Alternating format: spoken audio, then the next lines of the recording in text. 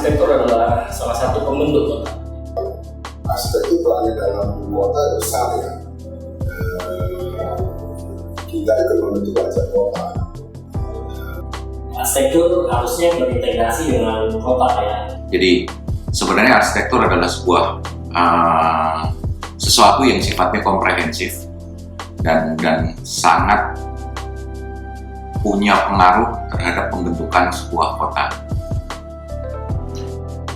Oke, perkotaan itu memang terbentuk sebenarnya oleh manusia kan. Jadi isu manusia dan perkotaan itu sangat erat, dan di perkotaan itu tidak bisa lari daripada sebenarnya perkembangan manusia itu sendiri. Jadi apakah waktu zaman dulu maupun sekarang, pasti itu akan menjadi hubungan, karena kota itu memang dibentuk oleh manusia dan manusia itu membentuk kota. Dan juga hubungan kebalikannya, kota pun juga bisa terbentuk karena manusianya atau manusianya disebabkan berubah karena perkotaan yang berubah. Jadi isu itu akan selalu saling terkait dan tidak dapat dipisahkan satu sama lainnya. Identitas. Jadi dalam perkembangannya kota dan arsitektur itu berkembang. Salah satu inspirasinya adalah bahwa kota harus memiliki identitas dengan arsitekturnya, sehingga ketika kita mendesain, salah satu metode adalah berbasis kepada budaya. Paling sering kita temukan ketika kita mendapat proyek harus mendesain sebuah ruang publik gitu. Salah satunya adalah di mana ruang publik yang kita desain itu sebaiknya memang benar-benar sangat merepresentasikan sebuah karakter kultural atau karakter budaya kita.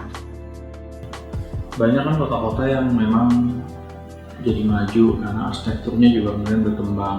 Gara-gara arsitektur dia jadi apa yang lebih baik, lebih enak dihuni, jadi sekecil apapun kita lakukan adalah bagian dari konstelasi itu. Dan rasanya juga mestinya arsitektur tidak cuma bisa menjawab terhadap masalah-masalah fisik, tapi mestinya juga dia bisa menjawab masalah-masalah yang ada sekarang dan juga memberikan visi lah buat perkembangan kota di kedepannya. Bagi kami di Urbane, kota adalah sebuah organisme hidup. Organisme hidup ini dibentuk oleh sedemikian banyak sel bernama arsitektur. Dengan pengertian ini, maka relasi antara kota dan arsitektur menjadi sesuatu yang tidak bisa dipisahkan dan saling bergantung. Apabila organisme hidup ini tidak dikelola dengan baik, maka sel akan terpengaruh pertumbuhannya dan sebaliknya. Sebuah kota yang ideal, yang produktif itu didukung dengan kemudahan, aksesibilitas, kenyamanan pedestrian, kenyamanan kendaraan umum, sehingga the people will worry less. Mereka akan menjadi lebih produktif tanpa harus khawatir jam berapa sampai ke kantor, jam berapa mereka harus beli belanjaan. Setiap tipologi arsitektur, baik bangunan besar maupun bangunan kecil, pun harus punya kontribusi dengan kota. Arsitektur punya kekuatan untuk membentuk atau menambah nilai untuk kota lainnya. Arsitektur yang baik tentunya dengan desain yang baik tentu akan menunjang operasi dalam sistem perkotaan tersebut. Karena urban fabric itu terdiri dari jalinan arsitektur yang kecil membentuk sebuah pola yang pada akhirnya akan membentuk sebuah kota. Seperti living organism, jadi mereka selalu hidup dan bergerak mengikuti perkembangan zaman. Jadi arsitektur itu selalu kekinian dan kontemporer. Arsitektur tidak bisa terisolasi dari kotanya. Maka setiap bagian dari site sebuah bangunan di dalam kafling akan selalu harus memperhatikan hubungannya dengan kota. Metodologi yang paling mendasar dan diidentifikasi adalah mengenai fungsi. Setelah itu kita berbicara mengenai hubungannya dengan antara lingkungan dengan manusia sebagai pengguna.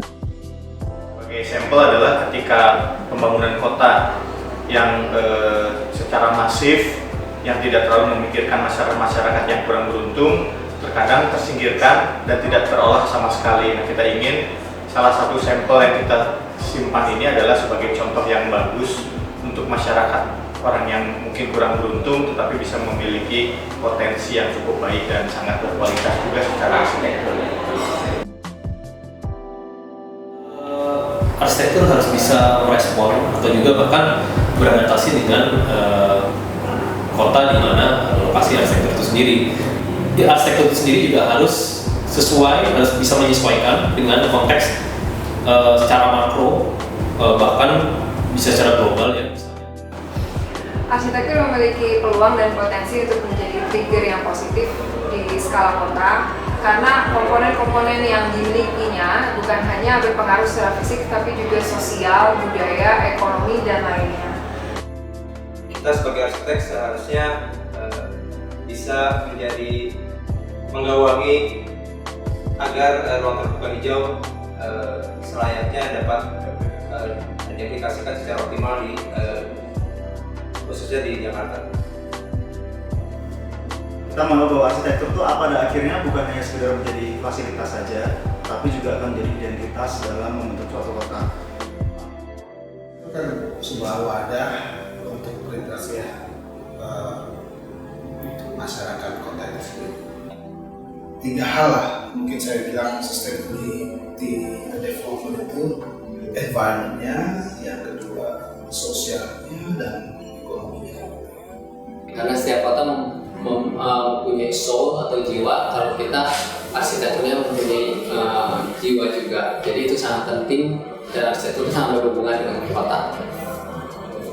Memang kalau dibilang sebetulnya adalah suatu bidang yang mahal, tapi artinya mahal itu adalah idenya. Sektor yang kita bangun akan berpengaruh pada lingkungan di sekitarnya. Nah, lingkungan mikro itu akan berpengaruh pada lingkungan yang lebih besar. Jadi anggaplah kita punya satu rumah atau satu proyek atau satu bangunan di satu kawasan akan berpengaruh pada satu RT, RW, dan lebih besar kawasan. Dan saya pikir nggak menutup kemungkinan proyek kecil yang kita bangun akan membuat sebuah kawasan berubah. Dengan kita mempunyai responsibility dan ethics as an architect yang berprofesi sebagai arsitek, kita akan berusaha mendesain sesuai dengan ilmu disiplin yang telah kita pelajari. The most important thing about living in the city is happiness, beside security and comfort. Architecture creates and increase the public facilities and open spaces. With the same spirit, we create a different kind of residential architecture with multi-mazes compositions.